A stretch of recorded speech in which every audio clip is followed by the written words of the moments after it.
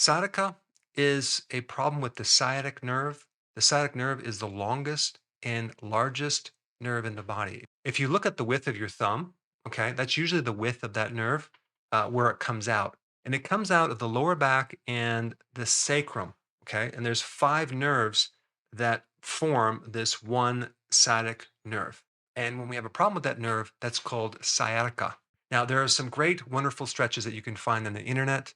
I've done videos on that, which are great for sciatica. But the problem is what happens later in the day or the next day when it comes right back. So today we're going to talk about what we can do to actually correct this problem without having to use medication. But you still want to do the stretches as well. All right, so what do we know about sciatica? Well, we know 90% of the time it involves the disc. And the disc is basically, it has an outside and it has an inside. The inside is like a little jelly donut. And what happens when the outer part of that disc gets weakened, some of that jelly can kind of squeeze out, and that can put pressure on part of the nerve roots that make up the sciatic nerve. And then you'll have pain either in your butt or it travels down the back of the leg all the way down to the foot or the outer part of the leg. And sometimes it's not just like severe pain, it could be a numbness, it could be a burning, it could be a gnawing, like a deep kind of irritating type sensation. The reason I'm even doing this video is that I found this condition that was interesting to me because I haven't really heard about it before. And that condition is called myeloneuropathy. Myeloneuropathy, what does that mean? That's Myelo, myelo. Well, that word means the marrow of your spinal column. And that's composed of like a lot of different nerves that come up and down the spinal column, and then they come out. And neuropathy means some type of damage to the nerve. So this condition, myeloneuropathy, is really a combination of a problem in the spinal column and the nerves that come out called the peripheral nerves. And this can give you a lot of different nerve problems, including a lot of sensory nerve problems, like I just mentioned, like the burning, the gnawing, the numbness, severe pain, and even weakness in the muscle because these nerves connect with muscles. But what really interests me about this condition that I never heard before is that it's a copper deficiency most of the time, or a vitamin E or folate deficiency. But the majority of the time, it's a copper deficiency. So I started looking at copper in relationship to the sciatic nerve, and I found some fascinating information. Number one, there's all sorts of different types of therapy that use copper for inflammation and pain, like copper bracelets, copper patches, copper cream, and even a brace that you could wrap around your upper hip area that can cover the sciatic nerve, or at least the origin of the sciatic nerve, and it's laced with copper. And a lot of people are reporting amazing results with that. And we don't really know exactly why copper can help pain and inflammation. And I'm talking about just topically putting it on the body. I mean, something could be actually potentially kind of being absorbed, maybe, but maybe not. But I know copper is a very conductive metal. And so maybe it does something with the electrical fields that are out of balance in the area of pain. I don't know. And there's not hardly any research on this at all, but that doesn't mean it doesn't work. I mean, the amount of people that are reporting great relief from this, I mean, I'm talking about skeptical people, is quite large. So I'm not just going to wait for the next study or someone to invest in the study to prove that it might work because it's a very low risk, non toxic, relatively inexpensive thing that anyone can do. And even in ancient Egyptian times, they used copper bracelets, copper jewelry for their pain, inflammation, and arthritis. And since we're on the topic of arthritis, the Arthritis Foundation said that there's no validity to using these copper bracelets or even magnetic bracelets. So you know you want to try it because whatever they say not to do usually is going to work very well. Simply because of who funds these organizations, right? Drug companies. I don't know. For all I know, they probably started some of these foundations. Now that's using copper externally, but what about this copper deficiency?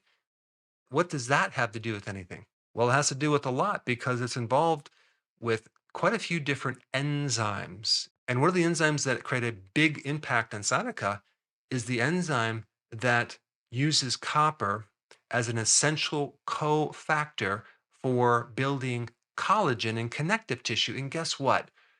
Is your disc made of collagen? Well, yeah, 75% of the outer part of that disc is made from collagen. So if you're deficient in collagen, could it be possible that you can have a weakness within the disc? Now, copper is also used in enzymes that involve nerves, okay? The nervous system, nerve transmission, and even myelin that protects the nerve. So a lot of things start lining up in relationship to looking at a copper deficiency and potentially having a sciatic type problem. I know other people might develop like carpal tunnel syndrome when they have a copper deficiency as well. So, copper is essential for collagen. And I've done other videos on collagen before and talking about how important vitamin C is in making collagen. But guess what? If you look in nature, copper makes up part of that vitamin C complex. So we have copper for collagen and connective tissue. We also have copper for the nervous system. Certain parts of your brain have very high levels of copper. Dopamine, this is why there's usually a copper deficiency when a person has Parkinson's involving dopamine.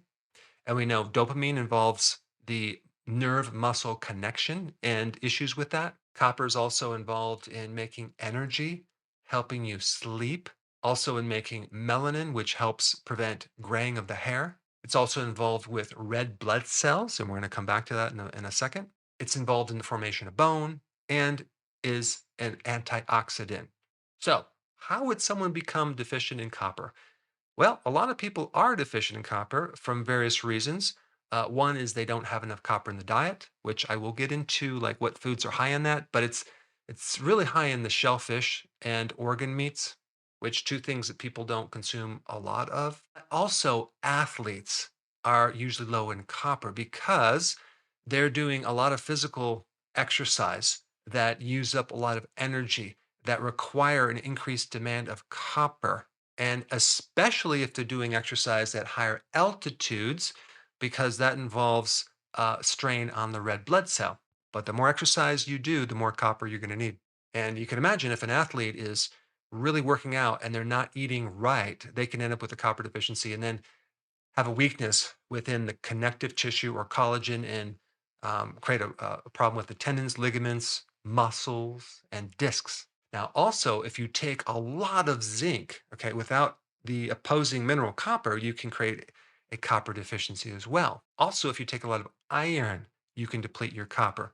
There's many different reasons why enriched flour products, as in the breads, the pasta type foods, can deplete copper. Fluoride from your tap water definitely depletes copper.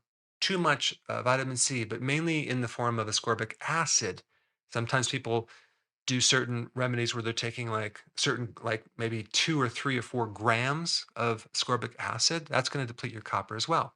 A lot of sweating can deplete your copper because copper can come out through the sweat. Too much sun tanning can actually deplete your copper because of the connection with melanin. Melanin requires copper. And then you also have stress and even too much of the precursor DHEA, which actually is the raw material to make cortisol. Too much of that or too much cortisol can deplete your copper. Even when you have a lot of potassium without these trace minerals like copper, that can worsen the deficiency. And of course, you have distilled water as well. You're going to create a deficiency of all the minerals with distilled water. You have to put those back in. Also, we have high levels of niacin can deplete copper to a certain degree. So as I'm going through these, it's just an important thing to remember. Anytime you take a lot of one nutrient without the others in the complexes, especially if you're not getting food sources, you can create imbalances. Gastric bypass, you're going to have a tendency to be deficient in not just copper, but other trace minerals. If you eat too much sugar, you can actually have deficiency, or even too much coffee and alcohol can do it.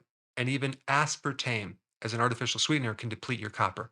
But I think there's one additional thing that's very, very important. And I looked at this as well. Um, Probably people that have sciatica also have a genetic issue with copper being absorbed, creating a deficiency, even though you're taking normal amounts. And that's related to kind of a topic I've been deeply studying on DNA. It's called polymorphism. That's a mutation or an error in the gene that can leave you deficient in certain things. Well, I found two different genes that if you have a problem with that, you most likely will have a copper deficiency, and then that can relate to other issues as well. And the study that talks about that associates a higher level of getting carpal tunnel syndrome, which is pain in the wrist, as well as compression fractures because copper is involved in the bone because a certain part of your bone is made out of collagen. All right, so all this is very interesting, but what can you do about it? Well, you have options. One really good remedy might be to do a search on Amazon to find one of those copper braces. And when you see the copper braces, it looks like it supports the hip, but it wraps around the buttocks, right where that sciatic nerve comes out, and it's in the upper thigh, and it's lined with copper. That might be a really good solution to give you temporary relief, as well as these other products that have copper patches or even a copper cream. But it's also important, number two, to make sure you're getting enough copper from the food. And so the food that has the most copper would be beef liver. It could be any liver, but liver in general. Number two, oysters. Number three, shellfish. Number four, dark chocolate. Of course, get the sugar free. Number five, cashews. And number six, meat in general, like grass fed beef. Now, number three, if you're going to do a copper supplement, okay, which is not a bad idea because that way you can actually correct it. And by chance, if you have this genetic weakness, you're going to have to take a little more than just the bare bones amount. So, what I would recommend is I would start with 2 milligrams of copper per day and slowly increase that over a period of 1 month to 20 milligrams. And you can do the math on that, but every several days you take a little bit more and more and more until you achieve 20 milligrams.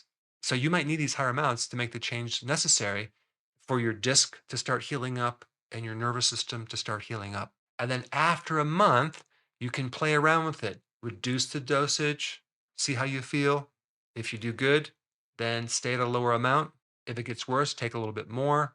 And then over a period of maybe 3 or 4 months, maybe kind of wean it down to like 2 milligrams a day and see if that's all you need. But the point is, I wanted to put this focus on this connection between copper and sciatica.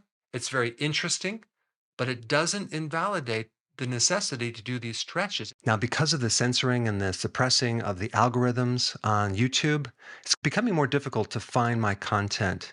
And there's a lot of content that I cannot put on YouTube, unfortunately. So to make sure you have full access of all my information, go to drberg.com and subscribe to my newsletter by clicking the link down below in the description. I will see you on the other side. And if you have not seen this video, you should check it out. It's very, very important.